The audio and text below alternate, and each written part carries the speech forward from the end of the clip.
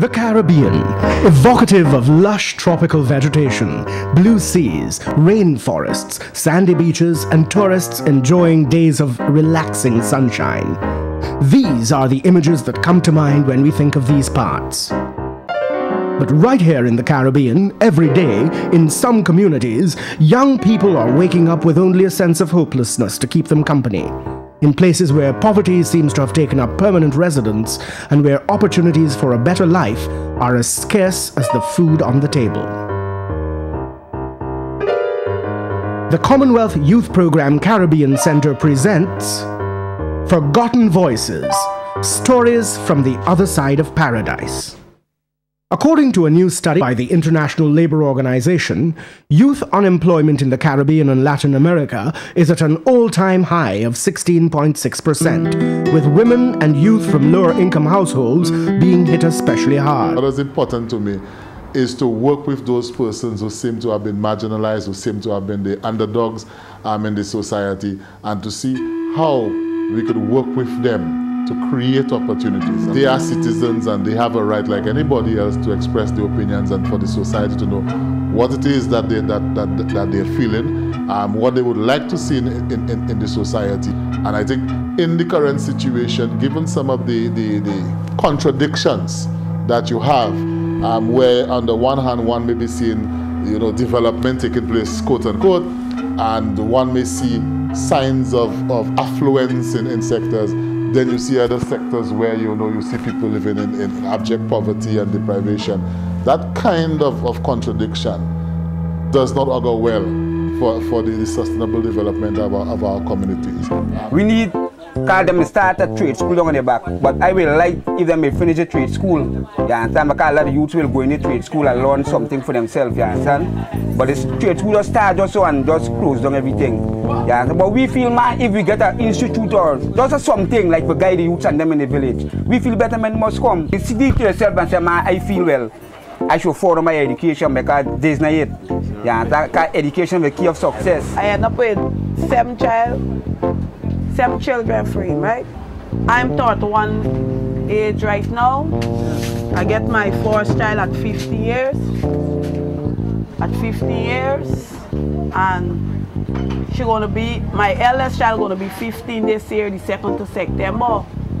But she done gone off on her own with men because like every 2 years, my belly's always big, so I don't really get the time for look me children there. One thing with the poor, we breed up too much and end up can't afford. A bikini them have a so far. The picnic pooper they are prison that mean them under pressure, yeah.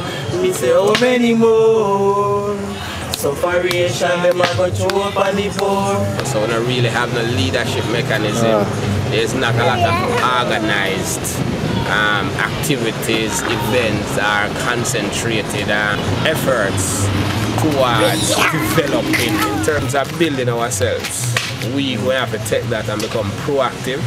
So not just me, but what I try to do, even with the container, is to cultivate leaders, cultivate proactive youngsters who can take on the responsibility of developing ourselves and our community in the same light. A daily meal, which many of us take for granted, becomes a major issue when it is not available. And for many of the people in these communities, the struggle to find something to eat is where their day starts and ends. They come and they ask the children for months straight, from 8 o'clock to 4 o'clock, they will keep your children for you. They go in 8 o'clock at this place at 4 o'clock, they're coming home. They're getting tea, breakfast and dinner. And I'm glad for that because some morning they wake up and they don't eat anything. They have to wait till midday. Or some midday they don't eat anything, they have to wait till night. I've got for left, I go on Demico and gamble. Cards and dice. When I raise a little money, I sell my bread and an egg. I let the children eat something. If me raise, they can't eat. I'm 16 years old.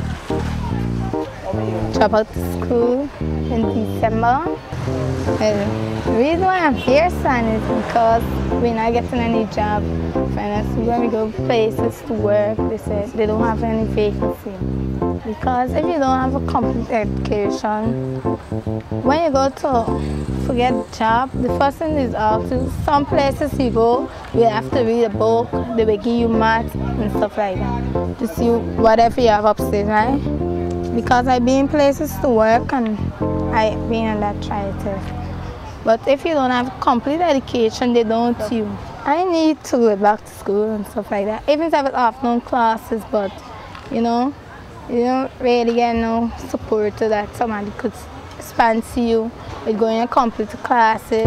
I am indeed a true product of the Dominica Youth Business Trust. This trust has transformed my life significantly, providing me with the opportunity to fuel my own business.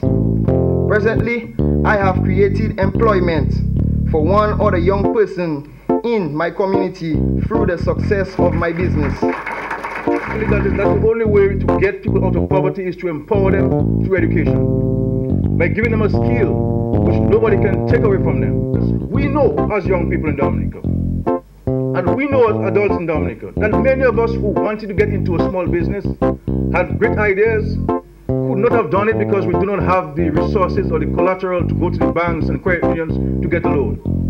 But with this program, and this government took a bold decision with the support of the Commonwealth Youth Programme, ably supported by Mr. Charles of the CYP and the OS, we decided to make the resources available to young people. It should create an enabling environment for the different development organizations, the governments, young people themselves, to recognize that they are young people living among us, okay, who we sometimes take for granted, who we sometimes treat as ghosts, that they don't exist and that they are real, they have their concerns, they have issues affecting them.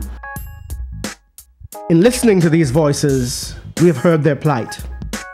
A plight from which it becomes increasingly difficult for them to extricate themselves. And we hear their plea, which tells us that they understand and want us to help them find solutions. They're asking us to come into their communities and talk with them about their concerns. Provide continuing education at all levels. Provide training in trades. Give them the means to excel at sports. Set up feeding programs for disadvantaged youth. Provide jobs for the young people. Give them the tools to start their own businesses.